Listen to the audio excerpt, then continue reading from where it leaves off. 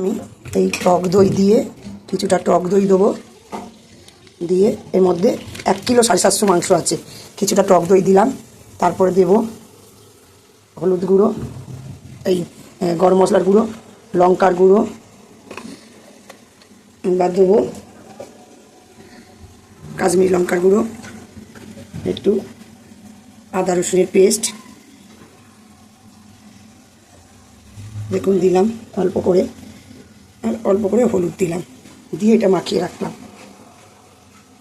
Marinate করে রাখবো। Marinate করে রেখেছি। এরপরের মশলা করছি দেখুন, ধনে, একটু গোটা জিরে, দেখুন গোটা জিরে আর মৌরি দিয়ে একটু তেলে নেবো, নিয়ে এটাকে ঠান্ডা করে গুঁড়ো করে নেবো। আজকে এই চিকেনের এই মশলাটা জিরে ধনে আর মৌরি যে টেলে নিয়ে একটু টেলে নিয়ে শুকনো খোলাতে এই যে খুব গুঁড়ো করে নিয়েছি। টমেটোটাও পেস্ট করে নেব। এই যে কাজুর সাথে দই, এই যে দেখুন পেস্ট করে দেবো, আর দেবো এই পোস্তটা, এই তিনটে একসাথে পেস্ট করে দেবো।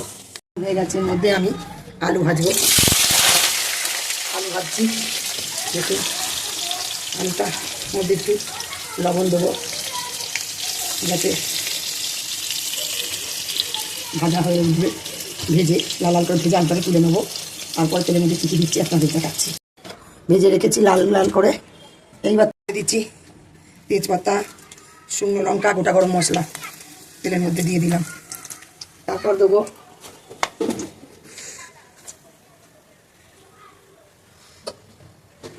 পেঁয়াজ, এইটুকু পেঁয়াজ দেবো, মানে 1.5খানা কি 2খানা পেঁয়াজ আছে, এটা একটু ভাজা ভাজা হয়ে আসলে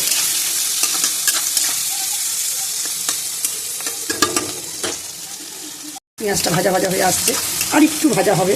তারপর কী কী দিচ্ছি দেখতে দেখাচ্ছি আপনাদের। দিয়ে দেবো এই যে টমেটো বাটা, দেখুন 2খানা টমেটো কেটে রেখেছিলাম, টমেটো বাটাটা দিয়ে দিলাম। তার মধ্যে দিয়ে দেবো কিছুটা পেঁয়াজ বাটা, বেশি করে মশলা দেবো না, এই যে দিচ্ছি দেখুন।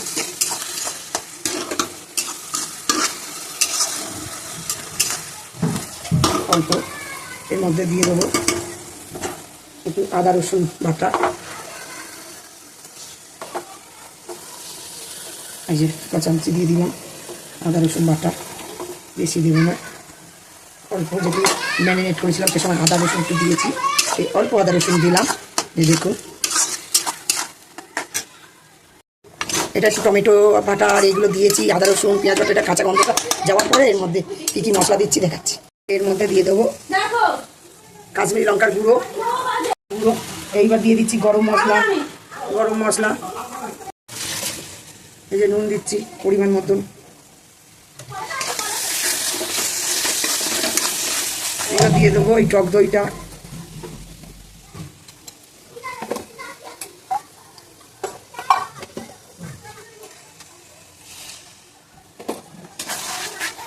সিমে দিয়ে রেখেছি যাতে না এই দইটা দেওয়ার পর কেমন ফেটে যায়, তার জন্যে এটা আস্তে আস্তে ফুটবে, তারপর আস্তে আস্তে বাড়াবো।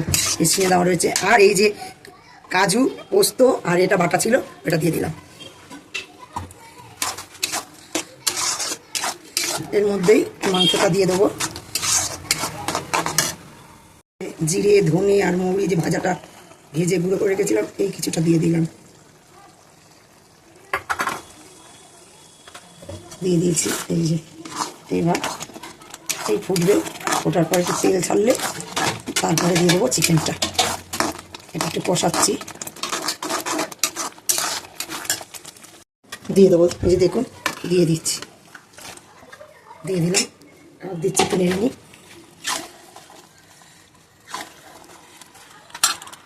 দিয়ে দিচ্ছি এই চিকেনটা, ঢাকনা খুলে আলুগুলো দেবো,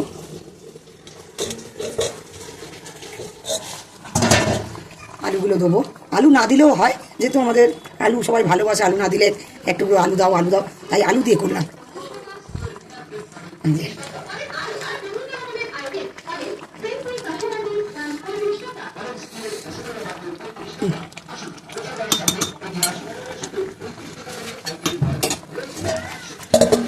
ঢাকা লঙ্কা দিয়ে দিলাম, এইবারে দেব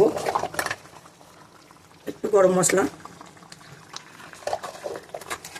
আর দেবো কস্তুরি মেথির পাতা গুঁড়ো করে রেখেছি, আর দেবো এই জিরে ধনে মৌরি করে রেখেছি একটু পেস্ট করা গুঁড়োটা দেবো, আর দেবো ঘি। নামাবার আগে এইগুলো দেবেন।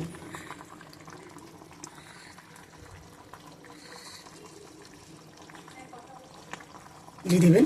আপনারা কে কোথা থেকে দেখছেন, আপনারা একবার এইভাবে ট্রাই করে মাংস রান্না করে খাবেন, অসাধারণ ভালো লাগবে, খারাপ লাগবে না। যদি ভালো লাগে কমেন্ট করে জানাবেন, না ভালো লাগলে তাতেও কমেন্ট করবেন। ভালো তো লাগবে নিশ্চয়ই, এত সুন্দর রান্না খুবই ভালো লাগবে। আর আমাকে বেশি বেশি করে শেয়ার করবেন, আমার পাশে থাকবেন, আমার লাইক করবেন। টাটা।